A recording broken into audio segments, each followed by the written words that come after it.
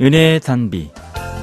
매주 수요일 이 시간에는 세계로 부천교회 담임으로 계시며 사단법인 한국문인협회 시인으로서 하나님의 복음을 전하고 계시는 최선 목사님께서 말씀 전해주십니다. 은혜의 시간 되시기 바랍니다.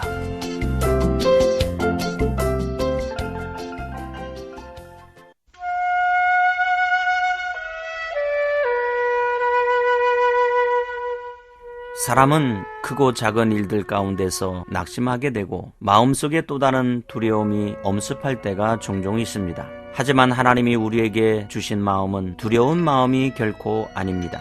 바울은 디모데후서 1장 7절에서 하나님이 우리에게 주신 것은 두려워하는 마음이 아니요 오직 능력과 사랑과 절제하는 마음이니라고 확실히 말하고 있습니다. 삶의 현장에서 무슨 일을 만나도 우리는 두려워하지 말아야 합니다. 두려움을 이기는 비결은 우리를 향한 하나님의 십자가 보혈의 사랑을 기억하는 것입니다.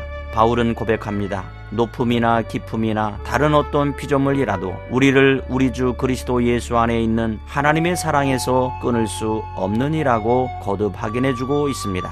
구약에 등장하는 기드온에게는 실패에 대한 두려움이 있었습니다. 수많은 적들과 싸워야 하는데 얼마나 두려웠겠습니까? 그렇지 않아도 기드온은 기질적으로 두려움을 가지고 있는 사람이었습니다. 두려움 때문에 기드온은 사람들 모르게 포도주 틀에서 밀타작을 하고 두려움 때문에 저녁에 신상을 부수고 두려움 때문에 계속 하나님께 구원의 징표를 요구했습니다. 아무리 생각하여도 인간은 강한 것 같지만 연약합니다.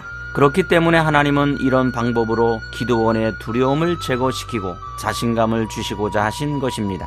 하나님은 기드온을 기드온 자신보다 더 잘 아셨습니다.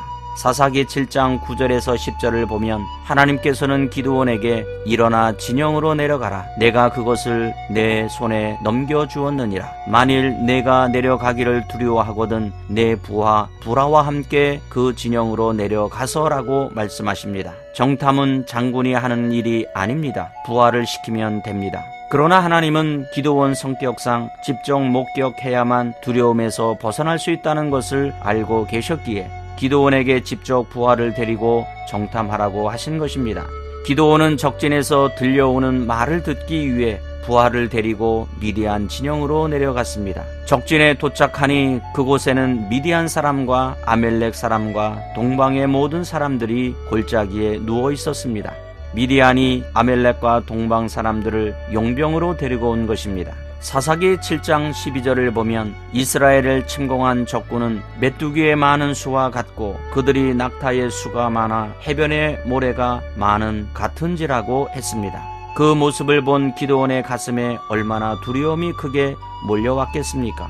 가까이 가보니 적진에서 어떤 사람이 자기 동무에게 자기가 꾼 꿈을 이야기하고 있었습니다. 내가 한 꿈을 꾸었는데 꿈에 보리떡 한 덩어리가 미디안 진영으로 굴러 들어와 한 장막에 이르러 그것을 쳐서 무너뜨려 위쪽으로 엎으니 그 장막이 쓰러지더라. 그러자 한 친구가 확실하게 해몽까지 해줍니다. 이는 다른 것이 아니라 이스라엘 사람 요아스의 아들 기드온의 칼이라. 하나님이 미디안과 그 모든 진영을 그의 손에 넘겨주셨느니라고 말입니다. 미디안 진으로 굴러 들어온 보리떡 한 덩어리는 정확하게 기드온 자신과 300명 용사를 두고 하는 말이었습니다. 하나님은 적들이 말하는 꿈 이야기와 해몽을 기드온으로 하여금 직접 듣게 하기 위하여 기드온을 적진으로 보낸 것입니다. 기드온은 하나님을 경배하며 이스라엘 진중으로 돌아왔습니다. 그리고 적진을 향하여 돌격 준비를 하게 되었고 이제 기드온의 300명 용사와 미디안 13만 5천 명 군대와 싸움이 시작되어 승리하게 되었습니다. 사랑하는 방송가족 여러분, 우리의 삶에서 마음속에 두려움만 없다면 얼마든지 큰 일을 이룰 수 있습니다. 온 세상의 주인이 되시는 하나님께서 언제나 나와 함께 하심을 믿어야 합니다. 어떠한 형편과 악조건 속에서도 두려워하지 마십시오.